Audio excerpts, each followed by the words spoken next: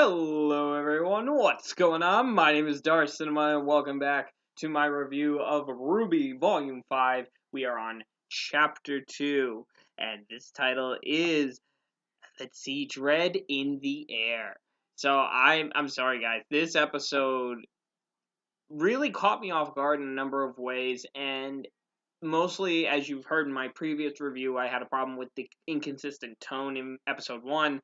That is fixed in this episode. This is a straight dramatic episode all the way through. So let's not waste any time. Let me break down the episode and show you where we are. We start off the episode with Professor Lionheart meeting with Watts. And Watts was saying, "Are we ready to begin?" And they go through a secret passage where they meet that tentacle, Grim that we saw in Volume 4. We really didn't know what it was. We didn't know what it did. But the cool thing is, it's like a crystal ball, or for Lord of the Rings fans, it's like the Palantir pretty much. It allows a two-way communication between Salem and Professor Lionheart.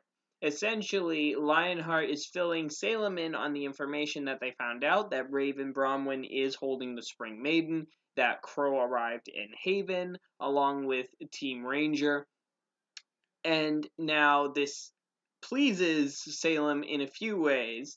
This allows them to send her team to go and get the Spring Maiden. They're sending Cinder to go get her, and they have Watts, instead of going after the Spring Maiden, he's going to be giving Tyrion a new tale. So, and they address him as Doctor here. So I wonder if it's going to be, this is me going out on a limb, could it be like, Dr. Frankenstein pretty much? I'm getting that vibe off of him. If his semblance has something to do with electricity and he's working on a mix of machine and man, that would be really cool, especially since, we already have a lot of characters based off of, literary figures. We have Ozpin, Glinda, Crow, we have Ironwood, now we have Professor Lionheart, so it would be really neat if we saw a character based off of a horror type of novel, and to have a character based off of Dr. Victor Frankenstein would be really, really neat, and I think that if this is true, I will be extremely happy, because the funny thing is, like most of the people in the RWBY community, I actually was toying with the idea of creating an original character based off of the Van Helsing character from Dracula, but that's the month of October, so horror is in the air. Anyway, we go forward, and as Lionheart is attempting to warn Salem that they should hurry, she ends up using the Grim to strangle Lionheart. She doesn't kill him, but she does essentially tell him that when they first met each other, they were that he was extremely brave. He was afraid of her. I'm sorry, this episode's got me in a whole bundle of nerves. But that he's grown increasingly brave. He's like, "I will never forget what you have done for me, but do not ever forget what I can do to you." So that's basically a "do not cross me, I will fuck you up." We then cut over to Weiss, who is, well, actually, before we cut to Weiss, we cut to Cinder, who is with Salem. And basically, Cinder is wondering, why are they waiting for all of this when they could just take the Maiden, they could have their revenge on RWBY and do this all now, but Salem's telling her to be patient, and the power that she promised Cinder will be hers. So it's kind of a way to establish the status quo of what's going on with the villains. And the great thing is, Cinder has actually gotten her voice back. She sounds a little bit different than she did before. I'm pretty sure it's the same voice actor still voicing her, but it just sounds a little off to me today. I'm not sure what it was, but we'll find out in the future, though, what Cinder is going to do when she ends up meeting RWBY, because it's funny that Cinder is striking me as someone who seems on the level, but the moment she sets her eye on RWBY, she is going to lose it. And right as she leaves, Salem asks her to have Tyrion come in to speak with Salem, as she wants a word with him. And that is not going to end well, I feel, for Tyrion.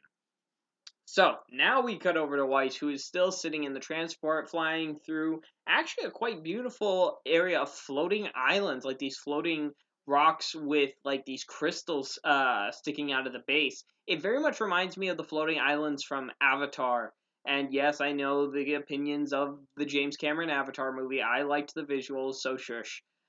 But anyway, this is a rather good looking set piece, and it's even made better when we get the battle of this episode. So, as Weiss is talking to the pilot, we see a ship, a Mistral ship, burning up, and they just manage to avoid it as it goes smashing into the rock face. And from there, we are introduced to our brand new Grimm, the Lances. Now, quick little fact about me personally. I do not like bugs. I am actually terrified of some bugs. So seeing this is the first Grimm that actively freaked me out in its design. So props to Rooster Teeth. The lances are fantastic. They are designed very similar to wasps, but their stingers are like attached to cables, as it's shown where they tried to pull a Mistral ship apart. And they're very dexterous as one flies into the ship and makes it explode. From then on, we get a amazing chase as Weiss runs down to the cargo hold and orders the pilot to open the door, as she'll be using her dust, the dust that she's carrying, as well as the dust that they are illegally transporting, to fight off the Grimm. From there, we get an amazing aerial battle. We have complex maneuvers, we have the lances swarming around everywhere, and we have Weiss firing off dust blasts. It is an incredibly complex sequence, and I loved every minute of it. The animation always felt fluid here. It didn't felt like there was any wasted motion. And just the camera angles, especially when they're flying through these islands, there's so much work and dedication that you can see for this one sequence. And they're definitely upping the ante, because we really haven't had many things like this, I don't think, since the highway battle. I believe that was from Volume 3? I believe it was from Volume 2 or Volume 3, the highway battle. I believe that was Volume 2, but we've never had a high-speed chase kind of like this, and I loved it. I loved every second of it. So we get some really crazy maneuvers. We go up, down, all around through the islands, whereas Weiss is whittling away at each of the lances, and finally uses the islands to actually cause a rock slide to take down what was left of the Grimm. However, she inadvertently wakes up the Queen, and the Queen is amazing. This is a fantastic fight because it shows that Weiss has to push herself and not just rely on the conventional means that she's done to pretty much survive up to this point. And we really get to see the first true test of her summoning. When she's tried blasting it with her normal attacks, didn't work. She used the dust cargo to explode in like probably the best explosion I've seen in RWBY. That didn't work. But we get to see her use the summoning, and we do get to the full version of This Life Is Mine, and that is fantastic. What a great song to pair for this, and just what a great feeling. The song mixed very well with the action, I thought. Every single scene, it didn't feel like padding. It felt like it really needed to be there. The facial animation for Weiss, it showed pretty much conveyed every emotion she was feeling at that point. But there is a little bit of a downside to this battle, as one of the shrapnel shards ends up hitting the engine and causing the ship to crash. And we end up cutting to black just as the ship makes its way and hits the ground. And then we get to probably the most interesting portion of the episode, because I did not expect this to go as it does, and as it did, and this is one of probably the best villain bits of the episode. We get to see Sienna Khan, I believe her name is, the true leader of the White Fang, speaking with Adam Taurus. We see Adam Taurus got a little bit of a wardrobe upgrade. He looks like he's wearing more of a tactical gear than he was last time, which I actually like this updated look. And I love Sienna Khan's design. And I'm going to explain a little bit more why I'm a little disappointed with this bit, but I'm not disappointed in the episode itself. It's fantastic. But there is one thing I would have liked to have seen. So we do see them bickering about the destruction of Beacon and how Khan is ordering Adam that there will be no attack on Haven. Because while she advocates violence to have the humans fear and respect the Faunus, destroying the Huntsman Academy was way out of line, as the repercussions from destroying the communications network have thrown the entire world into chaos. This is not what she wanted and not what the goal for the White Fang was supposed to be. So we do see there are some redeeming qualities. While her goals are not noble, her goals are noble, her means to achieve them are less than desirable. At least we can glean from her conversation. But there's a certain level of extremism. You have like the peaceful protests of like Blake and her group. Then you have Khan's with somewhere right in the middle where violence is okay in retaliation. But then you have Adam, which is just downright berserk and extreme. So Adam ends up introducing Hazel to the mix, and there's a pretty tense moment where it feels like Khan's actually about to do something and about to fight them, but Hazel manages to talk her down and suggest their own alternative plan that they can use to help the White Fang win a war against the humans. Unfortunately, we don't get to hear much about this plan, as Adam starts making his own speech as to why they're doing what they're doing. And when Khan is had enough of this, she orders her guards to take them away, but they don't. And it's very clear from that point what's happening, as Adam explains that the White Fang see him as the true leader, and he is staging a coup against Khan. And at that moment, the guards burst in and take aim at their leader. And it gets pretty tense. And the moment that's just a perfect icing on the cake is Khan says, "If you think I am just going to step away willingly, Adam." And before she can finish, Adam stabs her with his sword and kills her.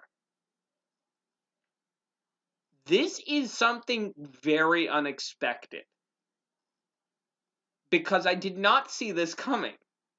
I could have seen her maybe. I thought for a moment that they were going to have something where, Khan may end up joining Blake and the others to fight against Adam, but this is much better. I like this because it truly establishes Adam as something far different than the rest of the villains. Even Hazel basically verbally thrashed him for this in his own unique way, where he's like, "No one needed to die today, and why didn't you tell me you were planning on doing this?" So it's very clear Adam has his own agenda apart from serving Salem, that it feels like to Adam, Salem is the means to an end, to have a war with the humans to make them subservient to the Faunus. So this is going to be very, very interesting as to how will Adam butt heads with Salem, because I doubt she will take to this new alteration to the plan willingly.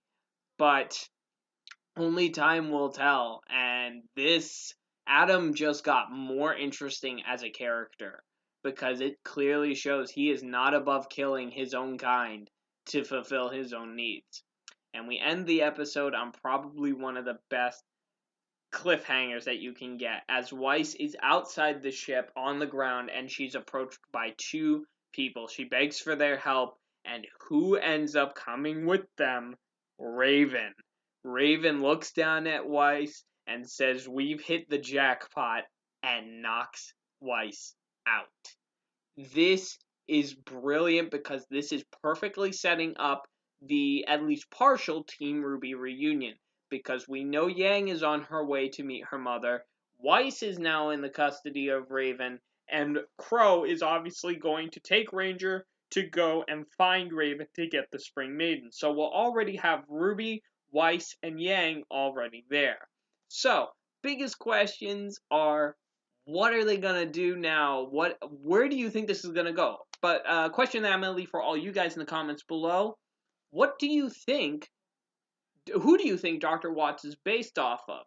Obviously, a lot of characters are based off of preconceived literary characters like Red Riding Hood, Sleeping Beauty, and whatnot, and all that. But who do you think that Dr. Watts is based off of? I think I'm going to go on record right now and say he is based off of Dr. Frankenstein. I think that would be very, very cool to see. As always, guys, like, comment, subscribe, share this video around. I want to know your thoughts on RWBY because that's what makes this community so great. Take care, guys, and I will see you next week for RWBY Volume 5, Chapter 3. Take care, and good night.